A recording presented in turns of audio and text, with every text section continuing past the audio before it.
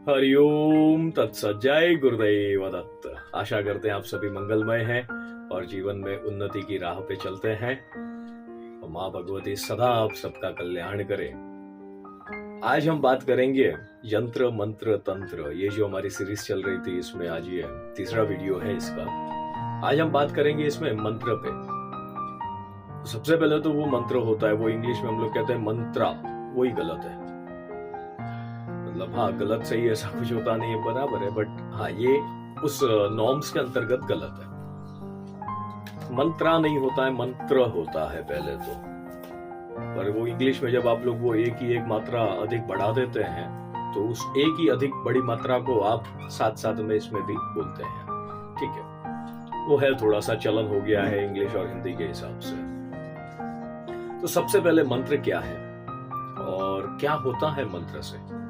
मंत्र कंपन है। सृष्टि में वाइब्रेशन जो चलता है ना, वो वाइब्रेशन मंत्र है। हमारे सारे मंत्र संस्कृत में लिखे गए या वेदवाणी में लिखे गए हैं और कहा गया है कि मंत्र गुरुमुख होना चाहिए, यानी कि गुरुजी के पास हम जब पढ़ते हैं तब वो गुरुजी हमारे मंत्र हमको पढ़ाते हैं।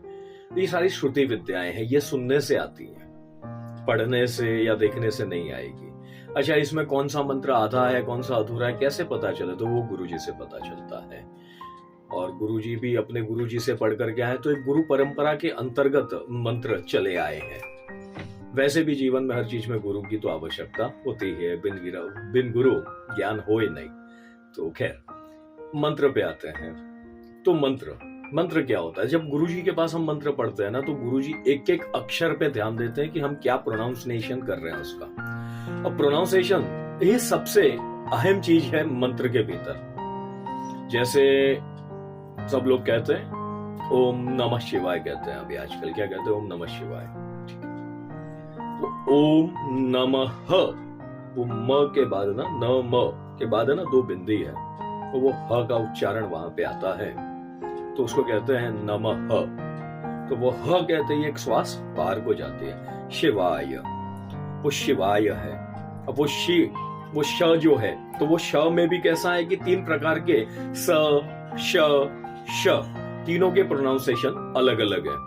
अब वो नॉर्मली क्या हो जाता है कि आजकल हम लोग वो वर्णमाला, स्वर, व्यंजन वगैरह ज्यादा ध्यान नहीं देते। इंग्लिश के अल्फाबेट्स के ऊपर हमारा ध्यान थोड़ा सा ज्यादा है। तो अल्फाबेट्स के ऊपर ध्यान होने से क्या हो जाता है? तो कुछ होता नहीं है। एक लैंग्वेज आप सीख रहे हो, अच्छी बात है, आपको सीखनी भी चाहिए, और वर्ल्ड के साथ आपको कम्पीट करना है, तो एक आपको एक्स्ट्रा एडिशनल लैंग्वेज वो वर्ल्ड के साथ वाली आनी भी चाहिए। It's good. बट जहां पे जो लैंग्वेज बोलनी है वहां पे वही बोलोगे ना आप।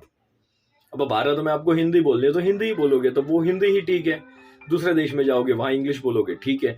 पर जिसी प्रकार जैसे वो मंत्र लिखे गए, मंत्र सारे संस्कृत में लिखे गए। अब उसका जब वो ट्रांसलेशन अलग अलग लैंग्वेजेस में होता है, तो वो अक्षर वहां के कट गए, क्योंकि उन्होंने अक्षरों पे ध्यान दिया है, उसके स्वरों पे नहीं ध्यान दिया। स्वर व्यंजन क्यों काम आते हैं, कैसे काम आते हैं, तो इस पे हम लोग पहले भी एक बार, हाँ ठीक है, वो लाइव सेशन में हमारे हुए थे, बट फिर आज यहाँ कह देते हैं। जैसे आप हिंदी के अक्षर बोलते हो ना, आप एक बार ट्राई कर लीजिएगा अपने हिसाब से। ए से लेकर के जेड तक आप इंग्लिश में बोल दीजिएगा, तो शरीर के मुख के भीतर कहीं पे भी कोई भी प्रकार का परिवर्तन नहीं होता। पर जब आप हिंदी में बोलते हो ना, अ आ ई उ, तो इसमें ना आपके पूरे मुख के भीतर और मुख का एक्सरसाइज हो जाता है, कुछ पॉइंट्स भीतर दबते हैं, और उसी प्रकार से वो जो स्वर बाहर आता है ना, वो स्वर भी एक एनर्जी आप सबके आसपास, और उस जो भी पूजा आप कर रहे हैं तो वहां पे वो एनर्जी क्रिएट करता है। जैसे अभी श्रावण का मास चल रहा है, तो श्रावण मास में सभी जगह पे शिव जी के यजन होते हैं, पूजन होते हैं, अभिषेक होते हैं।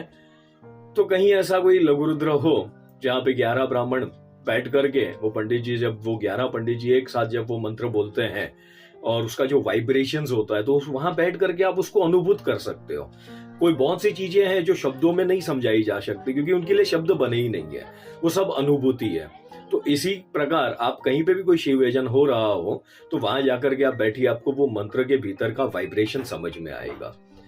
तो उसी प्रकार जैसे हमने कहा ना, ओम नमः शिवाय, तो उसको जब आप स्पष्ट बोलने का प्रयास करेंगे धीमे धीमे है ना, तो वो आपको समझ में आएगा ऑटोमेटिकली कि एक एनर्जी वो क्रिएट कर रहा है। मंत्र एनर्जीज क्रिएट करते हैं। अब मंत्र का अधिकार किसको है? क्या कोई भी मंत्र मतलब आजकल वो यूट्यूब से, गूगल से, पुस्तक से, कहीं से कुछ, और वो मंत्र हम ले लेते हैं। हाँ, ये वीडियो थोड़ा सा शायद लेंथी हो गया है आप लोगों के लिए, बट हाँ, इसको थोड़ा समझना पड़ेगा हमको।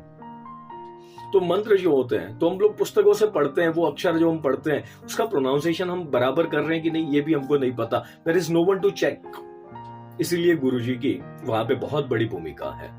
गुरु बिना ज्ञान होए नहीं रहे, फिर कहेंगे हम आपको। तो गुरुजी के पास पढ़ने से क्या होता है कि आपको वो चीजें एकदम स्पष्ट तौर पे समझ में आनी शुरू हो जाती है। धीमे धीमे धीमे धीमे बार बार घोटने से वो होता है। तो मंत्र के भीतर वाइब्रेशंस है।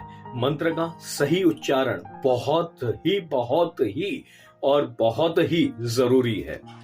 जब तक वो मंत्र का शुद्ध उच्चारण नहीं होगा, उस मंत्र से कोई भी प्रकार का लाभ आपको होगा नहीं। हाँ, हानि होने की बहुत से अलग अलग श्लोक्स लिखे हुए हैं शास्त्रों में, पाणिनि शास्त्रों में भी लिखा हुआ है कि भाई वो, हाँ मतलब 1000 बार सर के ऊपर मार जब पड़ती है ना, तो उससे जो नुकसान होता है हमारा, वैसा कोई नुकसान होने की भी संभावना लिखी गई है, because you are not pronouncing it properly.